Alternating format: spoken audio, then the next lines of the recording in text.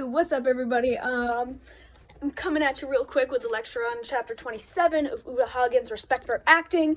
It's all about action, and I know what you're thinking. Action, like what could you possibly write a chapter on about action?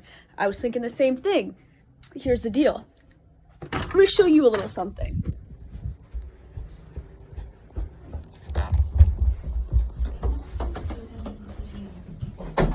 Can you pause that? I have a question. That food goes from my mouth right into our baby's. Amber, finish the sentence. Acting is fun. No. Acting is, remember from Kathy Jo? Acting is. Wait, no, I don't remember. This is really embarrassing. She's not taking acting. No, acting is, she says it all the time. Or I was saying, yeah. Reacting. Wrong. It's not reacting. Acting is doing. See, many of the old pros say that, as mentioned by Uta Hagen. It's gonna get dark here for a second because I don't have the lights on and I forgot to turn them on, so bear with me.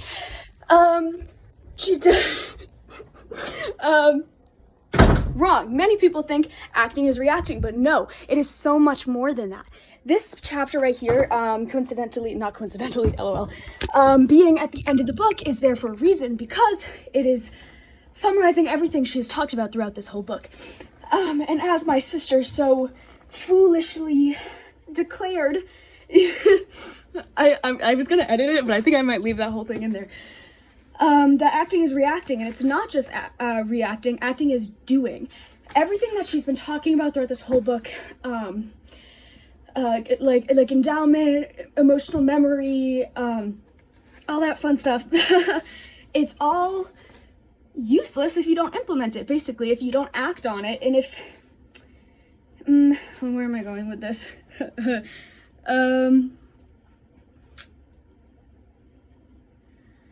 Yeah, okay. Everything that you do.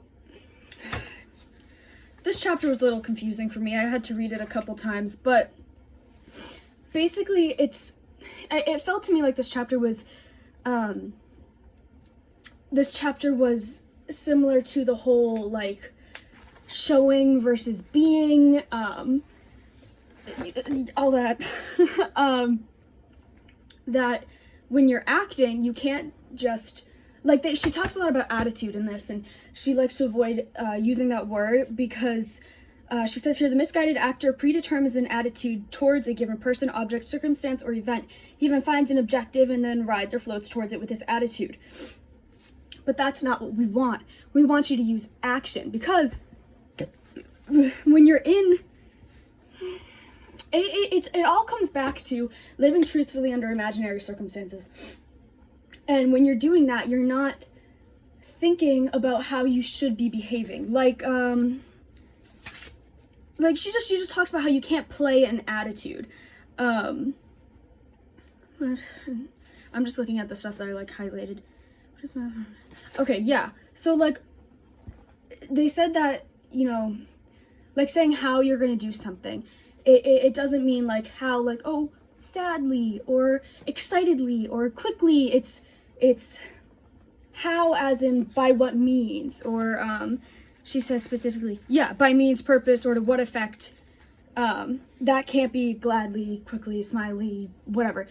That has to be, you know, how is by... She has a whole bunch of examples here. If you read the chapter, you know. It made me think of when I'm reading a script or like an audition piece, and it says in it, like, okay, Sally, in parentheses, fighting back tears, and then a line. I never liked that because of what she says here in this chapter. You know, you end up, like, trying to play that. You end up focusing on trying to get to the point where you're fighting back tears, rather than just using all the stuff that you learned from reading this book to get to a place where tears might come naturally, or maybe they won't, but either way, even if they don't come naturally, if you're still living it truthfully, you don't need to be physically fighting back tears, because you'll still portray what you need to portray. And I actually, like, an example, one of my favorite songs to sing is All Grown Up from Bear, mainly just because it helped me learn a lot about acting and singing in general. I got a lot out of that song. And for me, when I was first performing it, I used to get frustrated because I was like, oh, like, why can't I get myself to cry when I'm singing this? Like, are you kidding me? Okay, thank God. I just got a 20% battery notification and I thought it stopped recording, but it didn't.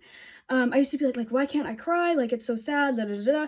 But when I realized that, like, if I'm spending so much time thinking about getting myself to cry or getting myself to do something, I'm not focusing on my actual action, the actual things that I'm doing. If that makes sense. I don't know if I'm making sense, but I know what I mean, and hopefully you do too. But it got to the point where when I finally performed the song, everyone told me that it was really, really good and they loved it. And I remember leaving the stage and being like, I didn't cry at all, but I didn't need to because of living in the moment, living truthfully, understanding all my given circumstances and everything else we talk about. It helped me to be able to show that without like having to show it. I like the way she describes it. She compares it to a sporting event such as fencing, ping pong, tennis, or boxing, which at first I started reading that paragraph and I was like, oh, this is gonna mean nothing to me. But it makes sense because if you're, you know, playing a game and you're focusing on like the specifics and like how she says like how prettily you serve, or if you wait until after you throw it to pay attention to what you're doing, it's gonna be useless. Nothing's gonna happen. And the same thing goes for acting. Sorry. You can't be focused on like, oh, like, am I ugly crying? Or why aren't I crying? Like anything like that. Because it's not gonna work. She also talks about what I thought was really interesting was working positively and don't search for what the character won't or wouldn't do, but what they might or must do. Which is interesting. Keeping it positive, I think if that to me, I could be interpreting wrong, but I think that was in relation to like expecting to get what you want, you know, like you have your objective and you have your tactics, and you're never going to root for a character who's like, I can't do this, I can't do that. Like, someone who wants to get what they want and expects to get it, even if the actor knows that, you know, at the end of the play they die, you know? Yeah, I think I pretty much hit it all. I was going to read the definition of action. But it's just the doing of something, being in motion, operation, an act done. She talks about, like, it's not just standing and making a pose and doing what you think needs to be done. It's doing it. It's living in the moment and having authentic reactions and actions. It's just being authentic. Those are your actions, and not just being in your head and thinking of things, you know, and putting into action everything that we've been learning. So yeah, that is chapter 27. Hopefully I understood it well. To be totally honest, I was a little confused, but I think I got it. So I love you guys and I miss you guys, and happy trails. So